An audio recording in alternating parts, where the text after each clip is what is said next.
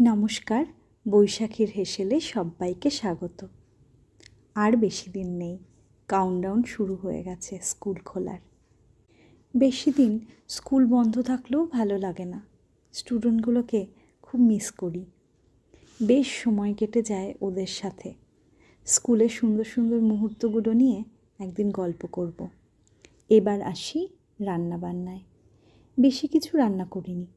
ঝরঝরে ভাতের সাথে ইলিশ মাছের মাথা দিয়ে চাল কুমড়োর একটা তরকারি করেছি, বেগুন দিয়ে ইলিশ মাছ, আমের টক মিষ্টি একটা চাটনি আর মিষ্টি দই। এই আমার রান্না আজকের। ইলিশ মাছ থাকলে আর বেশি আইটেমের দরকার পড়ে না আমাদের বাড়িতে। আজ আপনারা কি রান্না করলেন? এই পেজটা আপনাদের কেমন লাগছে আমাকে বলবেন। যারা